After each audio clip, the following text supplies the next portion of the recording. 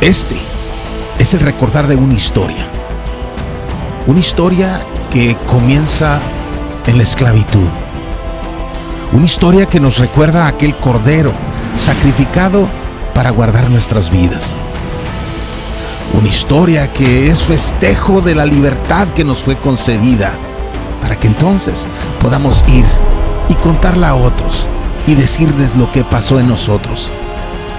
Y mientras comemos de ese pan sin levadura, y mientras comemos de ese cordero asado y esas hierbas amargas, anunciamos la historia del Dios que nos hizo libres, de ese Dios todopoderoso, de ese Dios que anuncian las Escrituras, ese Dios que nos amó, ese Dios que vino y nos reconcilió, ese Dios que, estando nosotros en cadenas, vino y nos dio la victoria. Hace meses, cuando apenas agendaba esta serie, pensé en llamarla Escucha Faraón. No sé en qué estaba pensando, quizás fue por lo común que es encontrar reflexiones, predicaciones o enseñanzas bíblicas en ese sentido. Pero apenas hice la portada y percibí el riesgo. Aun cuando no la presentaría así, pudo haberse entendido como una reflexión egocentrista y hasta sensacionalista. Porque la verdad es que el hombre no es el centro de la Biblia. El mensaje central no somos nosotros, es Cristo. Y claro, el ego de muchos de nosotros se ofende cuando lo escuchamos así, porque queremos ser los protagonistas de la historia, pero la verdad es que el núcleo del mensaje, el centro de la Biblia, aquello sobre lo que todo gira y por quien todo y para quien todo fue hecho, es nuestro Señor. Así que mi primer intento de reparar el Escucha Faraón fue agregarle un deja ir a mi pueblo. Pero la historia, aunque gira alrededor de Dios, se escribió para nosotros. Es decir, no somos los protagonistas, pero sí somos los destinatarios. Y Dios nos deja el mensaje bíblico para que lo conozcamos y para que lo demos a conocer, para que crezcamos en el conocimiento de Dios y también guiemos a otros hacia Él. Si festejamos el Pesaj, como lo llaman los judíos, o lo llamemos Pascua, es porque esa es una de las festividades que Dios quiere que celebremos. En Levítico 23 leemos: estas son las fiestas señaladas por el Señor, santas convocaciones que ustedes proclamarán en las fechas señaladas para ellas. Y el Pesaj, la Pascua, es una de ellas. Y lo decimos siempre. Dios dijo en Éxodo 12: y este día será memorable para ustedes, y lo celebrarán como fiesta al Señor, lo celebrarán por todas sus generaciones como ordenanza perpetua. Por eso en nuestro sitio web, en la sección de agenda, decimos que somos fiesteros, y que lo decimos sin pena, y que lo somos porque Dios mismo instituyó una cultura festiva en su pueblo, que Él marcó el calendario con fiestas y además proveyó razones maravillosas para su festejo. Pero no es porque Dios quiere rituales solo porque sí. El festejar ciertas fiestas, ciertas fechas, era porque esas fiestas cuentan historias que debemos repetir a las generaciones que nos siguen. En Éxodo 12 también leemos: cuando entren a la tierra que el Señor les dará, como ha prometido, guardarán este rito. Y cuando sus hijos les pregunten qué significa este rito para ustedes, ustedes les dirán: es un sacrificio de la Pascua al Señor, el cual pasó de largo las casas de los israelitas en Egipto cuando hirió a los egipcios y libró nuestras casas. Y el pueblo se postró y adoró. Decimos siempre que las fiestas que Dios instituyó testifican de Cristo y proclaman el Evangelio, y además nos dan la oportunidad para adorar, para agradecer a Dios por su obra y también para disfrutar de la coinonía, de la comunión con la iglesia. En el video anterior reflexionábamos alrededor del amor de Dios para nosotros, expresado en el sacrificio de su Hijo para sacarnos de nuestra esclavitud. Hoy quiero invitarlos a disfrutar desde otro ángulo esa historia, a incorporarlo a lo del amor, porque nos amó, pero además de amarnos, nos reconcilió. Ahora, el término es más amplio que lo que se aprecia por encima, porque Quienes tenemos tiempo en el Señor entendemos que en esa fiesta anunciada en el sacrificio de aquel cordero también hay un mensaje de reconciliación. Pablo nos dijo con toda franqueza que éramos enemigos de Dios. En Efesios 2 nos dijo que éramos por naturaleza hijos de ira, pero pese a ello, aquí nos dice que fuimos reconciliados con Dios por la muerte de su Hijo. Pero cuando hablo de reconciliación, no me refiero solo a esa reconciliación, que era la más necesaria y fue a la vez la más gloriosa, la más valiosa, pero junto a ella viene la reconciliación entre Dios y todas las cosas. En griego dice, y a través de él reconciliar todo consigo mismo. Ese todo no significa que el hombre, la humanidad por sí solo, ya no está enemistada con Dios. Lo que Pablo quiso decir es que al reconciliarnos con Dios, los reconciliados fueron reconciliados con Él en varias áreas de su vida. Les quiero mencionar 3 que son fundamentales. La primera es nuestra mente. La Biblia nos dice que la mente puesta en la carne es enemiga de Dios. Podemos ser de Dios y aún así estar luchando con pensamientos desordenados, con una mente que ofende a Cristo, con una mente que pelea contra Él, contra su señorío, contra su voluntad, contra su plan. Por eso nos dijo antes que los que viven conforme a la carne ponen la mente en las cosas de la carne, pero los que viven conforme al Espíritu la ponen en las cosas del Espíritu.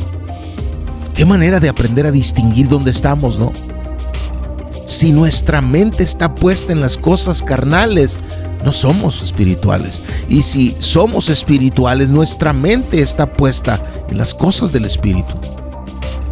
Porque la mente puesta en la carne es muerte, pero la mente puesta en el Espíritu es vida y paz.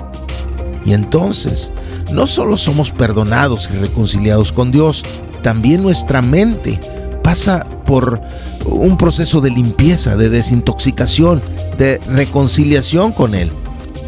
Porque los que están en la carne no pueden agradar a Dios. Sin embargo, ustedes no están en la carne, sino en el Espíritu, si en verdad el Espíritu de Dios habita en ustedes. Dios nos reconcilió, pero también nos dio trabajo para reconciliar. Según de los Corintios dice que Dios nos reconcilió con Él, pero también dice que nos dio el ministerio, diaconía dice en griego, el servicio de reconciliación. Fuimos reconciliados y a la vez tenemos trabajo. Debemos atender lo que pasa en nuestros pensamientos.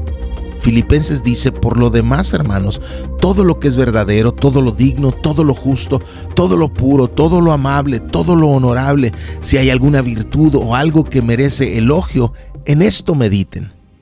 Colosenses dice, si ustedes pues han resucitado con Cristo, busquen las cosas de arriba, donde está Cristo sentado a la diestra de Dios. Pongan la mira en las cosas de arriba, no en las de la tierra. Porque ustedes han muerto y su vida está escondida con Cristo en Dios. Si es que, como dice Romanos, en verdad el Espíritu de Dios habita en ustedes. Por tanto, consideren los miembros de su cuerpo terrenal como muertos a la fornicación, a la impureza, a las pasiones, a los malos deseos, a la avaricia, que es idolatría. Pues la ira de Dios vendrá sobre los hijos de desobediencia por causa de estas cosas, en las cuales ustedes también anduvieron en otro tiempo, cuando vivían en ellas. Pero ahora desechen también todo esto: ira, enojo, malicia, insultos, lenguaje ofensivo de su boca. Dejen de mentirse los unos a otros, puesto que han desechado al viejo hombre con sus malos hábitos y se han vestido del nuevo hombre, el cual se va renovando hacia un verdadero conocimiento conforme a la imagen de aquel que lo creó. Por eso unos capítulos antes leemos a Pablo decir, y aunque ustedes antes estaban alejados y eran de ánimo hostil, ocupados en malas obras, sin embargo, ahora Dios los ha reconciliado en Cristo en su cuerpo de carne, mediante su muerte, a fin de presentarlos santos, sin mancha e irreprensibles delante de Él. Esto Él hará si en verdad permanecen en la fe bien cimentados y constantes, sin moverse de la esperanza del Evangelio que han oído, que fue proclamado a toda la creación debajo del cielo y del cual yo, Pablo, fui hecho ministro. Esta fiesta es un llamado a todo ello. Por eso, como preparación para esta fiesta, los judíos limpian hasta el último rincón de su casa para que no haya ni rastros de hametz, de levadura. Y Pablo nos explicó que eso de la levadura era una referencia a limpiarnos no de la levadura física, esa para hacer panes, sino a limpiarnos de esa levadura de malicia y maldad. Nos llama a celebrar la fiesta, se refiere al Pesaj, y nos dice que la celebremos con panes sin levadura de sinceridad y de verdad. Así que cuando comamos el matzá, el pan sin levadura, será solo como un anuncio de que Dios quiere un pueblo limpio, puro, veraz. La segunda área de reconciliación que quiero mencionar es la de Dios reconciliándonos con nuestro lugar junto a Él, una reconciliación con nuestra identidad. Fuimos hechos para interactuar cercana y cotidianamente con Dios. Dios hizo al hombre y lo puso en el huerto del Edén, Éxodo 2, y a partir de ahí habló con él. Y leemos en Génesis 3 que en ese jardín donde el hombre moraba, ahí Dios se paseaba. ¿Imaginas a Dios caminando por tu casa? Porque Él está ahí. Él te dio ese lugar para vivir. Y Él se pasea por ahí porque quiere hablar contigo. Pero lees Génesis 3 y en el mismo versículo que dice que Dios se paseaba en el huerto, dice también que Adán y Eva se escondieron de Él. Claro, si entendemos bien, no es que se escondieron, lo intentaron más bien. No hay cómo escondernos de Dios, no hay cómo engañarlo. Pablo dijo a los de Galacia, no se dejen engañar. De Dios nadie se burla, pues todo lo que el hombre siembre, eso también cosechará, eso también segará. Porque el que siembra para su propia carne, de la carne segará corrupción, pero el que siembra para el Espíritu, del Espíritu segará vida eterna. Cosecharás lo que siembras. Y si alguien está preocupado por la cosecha que está esperando, hay una solución y es muy sencilla. Cambia lo que estás sembrando, porque no se cambia la cosecha sin cambiar la siembra. Todo lo que el hombre siembre, eso también segará. Y una tercera cosa con la que Dios nos reconcilia es con nuestro propósito, con nuestro llamado. Les decía que Dios quiere que lo conozcamos, pero que también le demos a conocer. Cuando Dios, por medio de Cristo, nos reconcilió con Él mismo, también por medio de Cristo nos dio el ministerio de la reconciliación, nos dio el trabajo, el servicio de reconciliar. Y el versículo que sigue dice que Dios estaba en Cristo reconciliándonos con Él mismo, no tomando en cuenta nuestras transgresiones, pero luego dice, y nos ha encomendado a nosotros la palabra de la reconciliación. No solo nos dio diaconía, no solo nos dio el servicio, no solo la tarea, también el mensaje. Y el mensaje es este: reconcíliense con Dios, porque somos embajadores de Cristo, somos representantes de Él, somos sus heraldos, como si Dios rogara por medio de nosotros. En nombre de Cristo les rogamos, reconcíliense con Dios. Ahora, nosotros leemos aquí el texto en un sentido de ruego, pero no es lo que aparece en griego. En griego es el consejo legal que nos da nuestro abogado, nuestro paracletos, esa función que cumple el Espíritu Santo. Y Pablo nos dice que nosotros también cumplamos esa función en otros, en aconsejarles lo que mejor les conviene. Ese es el término en griego. No es rogar, es darles el mejor consejo que les podemos dar para que tomen la mejor decisión posible por su bien. Reconcíliense con Dios. Esta cena es un mensaje de reconciliación, porque todas las veces que coman este pan y beban esta copa proclaman la muerte del Señor hasta que Él venga. Porque como ya leímos en Colosenses 1, Dios nos ha reconciliado en Cristo mediante su muerte, a fin de presentarnos santos, sin mancha, irreprensibles delante de Él. Se acerca la fiesta, así que prepara tu vida para celebrar la reconciliación que se nos dio y a la que se nos llamó. Vamos a limpiarnos de la levadura, del pecado, de la maldad, porque si dejamos aunque sea un poco de ella, ella leuda toda la masa.